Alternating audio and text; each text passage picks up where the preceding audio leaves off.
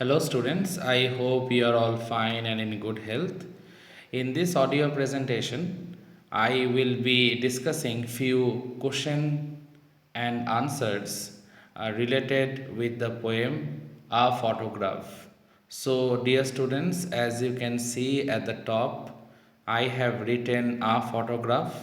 I have written the name of the poet also, Charlotte Tolson.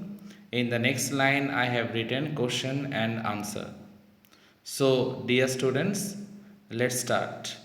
Question number one, as you can see, it is written comment on the tone of the poem. So, the answer goes like this. The tone of the poem is that of sorrow. This poem is not a very happy poem. It is rather a very sad poem. So we can say that the tone of the poem is that of tragedy or sorrow. The whole poem passes through the lament of the loss of something close and dear, and we get to know from the poem that the poet had lost her mother. Now her world was covered with silence and gloom. Charlotte Tolson looks at her mother's old photograph and is reminded of her mother who is no longer. Her mother died 12 years passed by. Now its silence silences. Her world is now gripped with tragedy, and she is all alone right now after the loss of her mother. She recalls the time when her mother was 12 years old and looked nice and happy in the photograph. In the mentioned photograph in the poem, the poet's mother at that time was only 12 years old, and she was holding the hand of her two girl cousins, Betty and Dolly, and enjoying a summer holiday, and one of the uncle had clicked the memorable photograph, as we know, as we have read from the poem.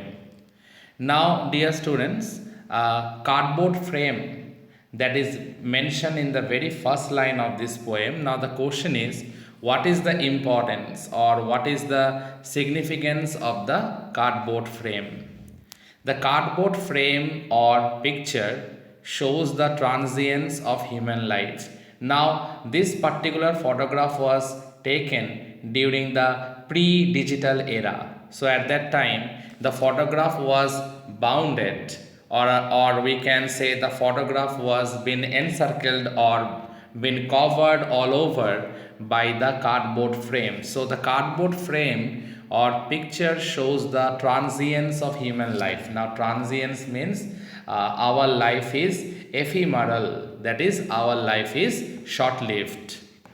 Although the sense of loss because of the death of near and dear ones may never go away completely, but with time one has to accept the eventuality, mortality, and lack of permanence of human life. Now, obviously, if we lose someone who is very much close to us, it is not at all possible to forget that individual.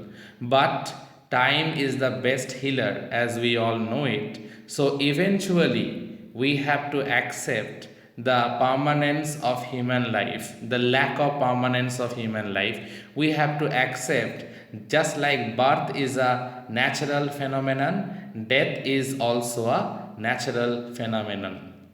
You have to come to terms with the loss of your dear departed ones, and you have to accept the inevitable. Every one of us, we all have to accept the inevitable, that man is mortal in this world, and we all have to accept the loss of our near and dear ones. The past memories can leave you silent, dazed as the silence in the photograph. Hence, human life is ephemeral in nature and temporary, and most importantly, nothing can erase this naked fact. Now, our life is short lived, Our life is temporary. Our life is ephemeral. This is a universal truth. This is a universal phenomenon. And nothing in this world can actually erase this naked fact or this real truth. We all have to abide by this. We all have to maintain this. And we all have to believe in this. Now, dear students, I am moving on to the third question. As you can see, it is written, what emotions does the poet's mother have when she looks at the photograph? That means when the poet's mother, when she was alive, what emotions she used to display at every time when she used to look at the photograph. The poet's mother feels nostalgic. Nostalgia is something what we can say longing for the past. So the poet's mother used to feel nostalgic every moment looking at her bygone years. That means the years that already passed by when she was a young girl full of youthful exuberance and vitality of 12 years. She laughs out loud and tells her daughter how her cousins had heavily dressed up for the beach. She recollects those days when she was innocent, youthful, and playful. Now, those are the golden bygone childhood days. Now, those days can't be revived back once again. And she used to laugh every time whenever she used to see this photograph. And she used to look at the swimming costumes that she was wearing, and even the swimming costumes Betty and Dolly were wearing, because the relatives they had forced them to wear all those things. Now, after so many years, when she looked at the photograph, she thought about those golden days, golden, innocent, youthful, and playful days. Now, I am moving on to the next question. Question number 4. What is silence and how has it silenced the poet? There is nothing to say because the poet has lost her mother, and now there is emptiness all around. Now there is voidness all around. Actually, dear students, emptiness and voidness, more or less, the meaning of these two words are exactly the same. And the poet misses her mother. Most importantly, the poet misses the smile of her mother more than anything else. She is left without words. She is speechless. And it seems that silences, not only it's an alliteration, but also silence has been personified here. The poet's mother's death had silenced the poet. Not only that, it created an emptiness, it created loneliness, it created a vacuum, it created voidness in the mind of the poet. And now it seems that she is undergoing or enduring a lonely existence full of sadness and gloom all by herself. Now, dear students, I am moving on to question number 5. A very important statement it is. It is not a quoted line from the text of the poem. It is actually an important statement that is very, very significant in the context of this particular poem. The statement is, each photograph is a memory. Justify the statement in light of the poem. That means each photograph says something, and each photograph itself is a memory. Now, what can be the possible answer to that? Photographs are memories for lifetime purposes that are captured. Not only they are captured, but they are retained for the upcoming years to see and relish, and also to enjoy and revive the old youthful bygone days or bygone memories. A photograph by Charlotte Olson, that means this particular poem, captures one such time when her own mother, that means the poet's own mother, was young, and she and her cousins had gone on a beach holiday. Mother and her cousins, you know, by this time the cousins means I am referring to her two cousins. She was the oldest one, she was 12 years old. Her cousins, both the cousins are younger than her, and she was holding both of their hands, and their names, as you know, it is Betty and Dolly. So let me continue, dear students. Charlotte Olson captures one such time when her mother was young and she and her cousins had gone on a beach holiday. Mother and her cousins are gone these days, but even after 3 decades, even after 30 years, the photograph succeeds in bringing those memories back. Her mother, she is no longer alive. Even the cousins, they might be old, or might be they are no more in this world, but forever they are youthful. Forever the memory gets revived every time the photograph was displayed in front of the poet, or when she used to take the photograph, or when she used to take out the photograph, and when she used to deliberately journey down the memory lane. Mother and her cousins, those days were passed by. Her mother no more, the cousins probably they had grown older, or maybe they had died, but in the photograph, in that particular photograph, their memories are forever fresh. And it seems that in that photograph, not only the poet's mother, but as I told you all a few minutes ago, the cousins of the poet's mother, they were also looking young, beautiful, and youthful at the same time. Moreover, the mother's laughter as she watched the photograph become a past incident, because obviously she misses her mother a lot, but more than she misses her mother, she misses her laughter a lot. But the photograph enables the poet, through the picture captured 30 years ago, to revive, to recall, and also to revive the laughter. Photographs are therefore memories of bygone days. No matter 30 years ago it was taken, but actually every picture tells a story. So we can say photographs are ultimately, we can say, they are the memories of bygone days. Now let me move on to question number 6, dear students. As you can see, this question is also related with that cardboard that already we have already read previously. So the question is, what does the word cardboard denote in the poem? Why has this word been used? Why the word cardboard been used? Okay, why not any other word? Why only the word cardboard been used? And why it is used in this poem? What is the purpose of the poet Charlotte Olson behind this? The cardboard is actually a very hard and stiff paper. It is a part of a photo frame that keeps the picture intact. And I told you already that the photograph was taken during the pre-digital era, and the cardboard was the thing on which the photograph was pasted and kept. The photograph, the poet has ironically used it. The cardboard helps to keep the photograph of a 12-year-old girl safely intact, who herself was of a temporary nature. See, because we find that the poet's mother already died, and human life is transient, ephemeral, temporary, short-lived. But the photograph that was been pasted on the cardboard, it remained and it will remain, whereas the people presented or portrayed in that particular picture, or can be seen in that picture, they are old, sometimes they are no more.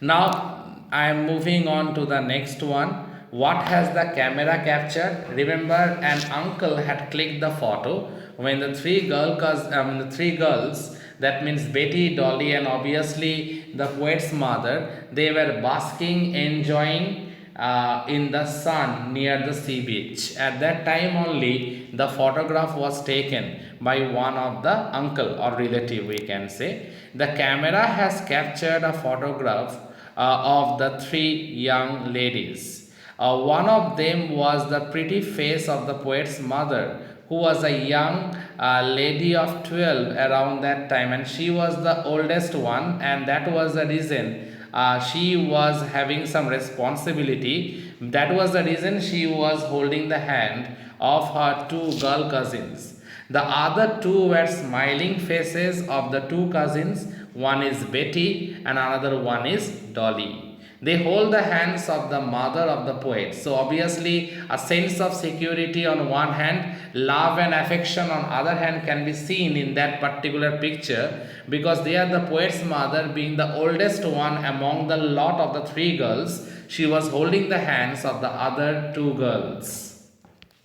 Now, dear students, I am moving on to question number 8. As you can see, it is written, what has not changed over the years? Does this suggest something to you? Obviously, our life changes with the passage of time, but hardly we notice any change in the world of nature over the years. Nature remains the same. And not only that, nature symbolizes eternity, nature symbolizes immortality, nature also symbolizes permanence. Human life is temporary, and as I already indicated previously, a word ephemeral. Our life is temporary, our life is ephemeral or short lived in nature.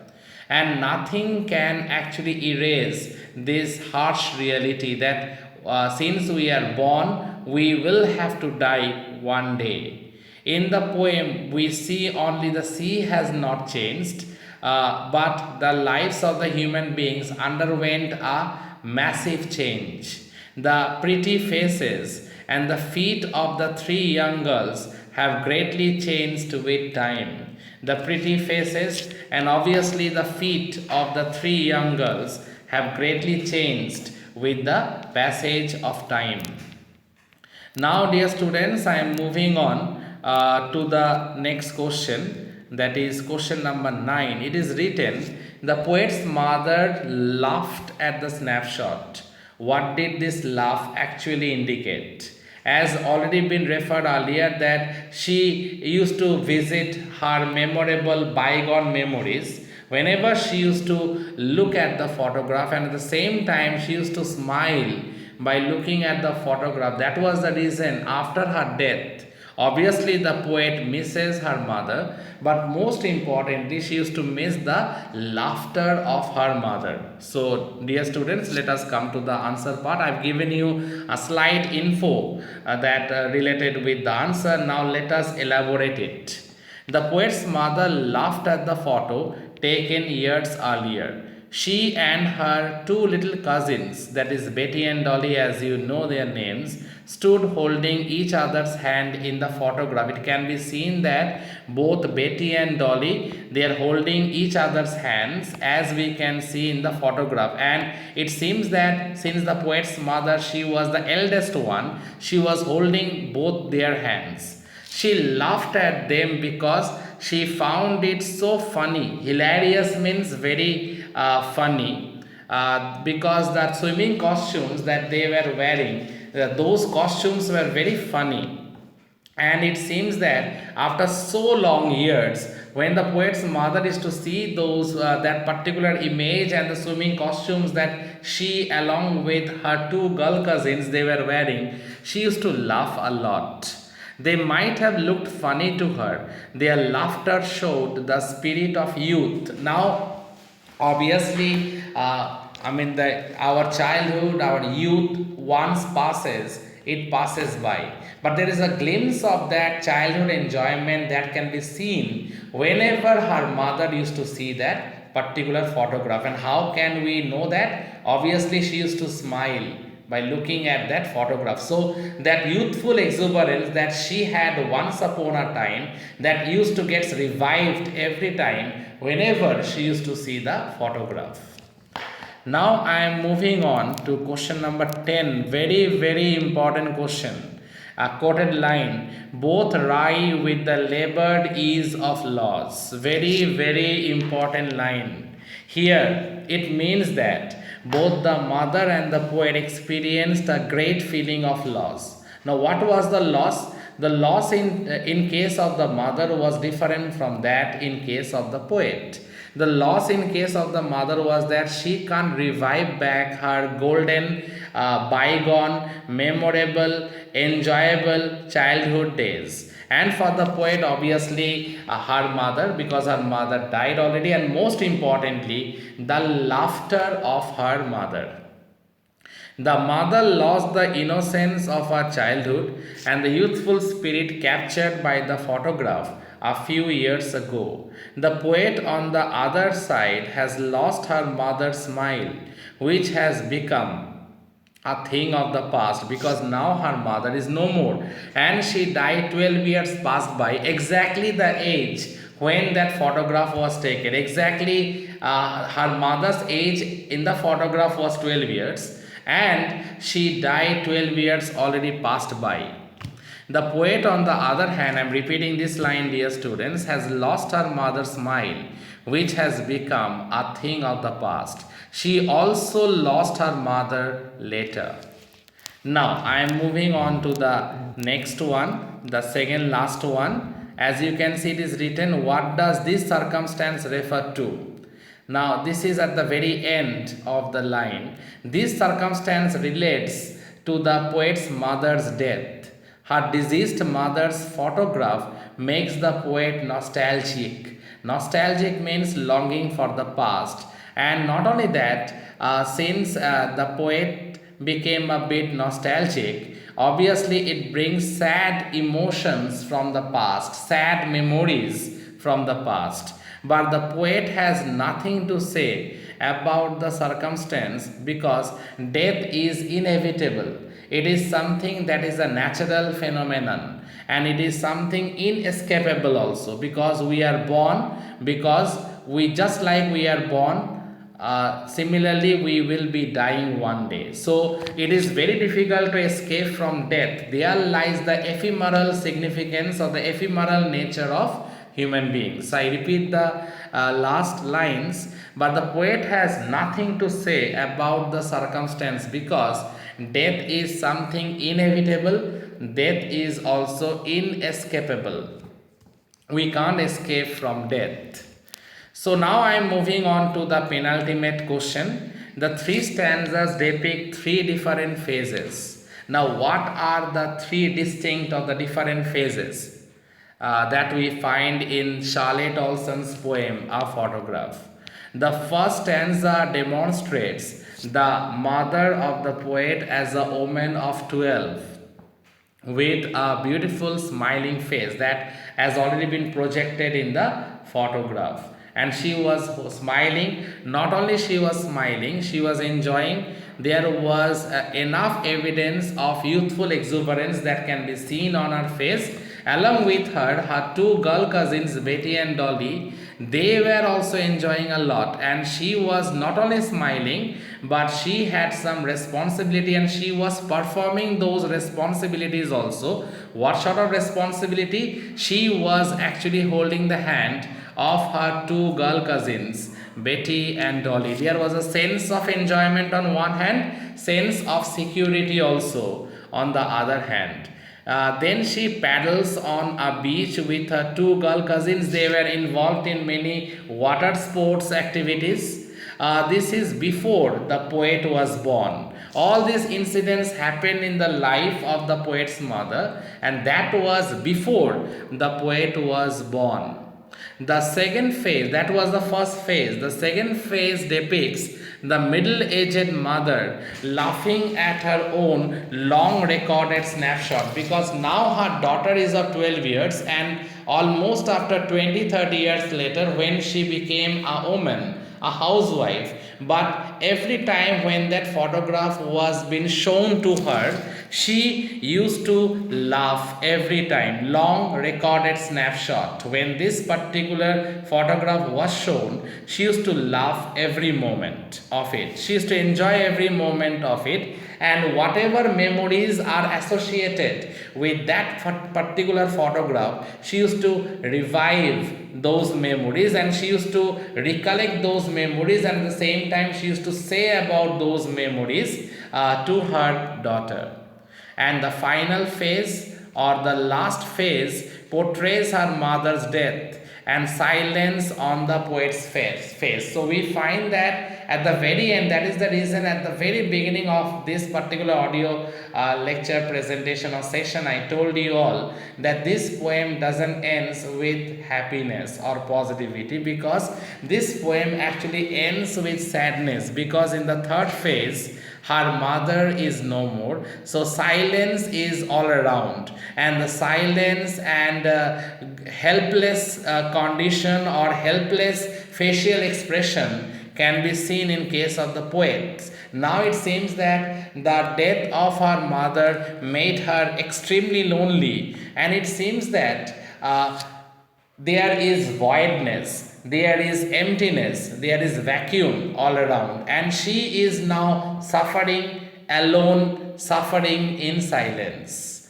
And that is what the last line of the poem, it silence silences. And so we can say silence silences as a form of a poetic device, it's an alliteration, but silence here has been personified, just like indirectly death has also been personified. So dear students, kindly go through this audio presentation, and if there is any doubt anywhere, let me know about it. Thank you students, thank you all.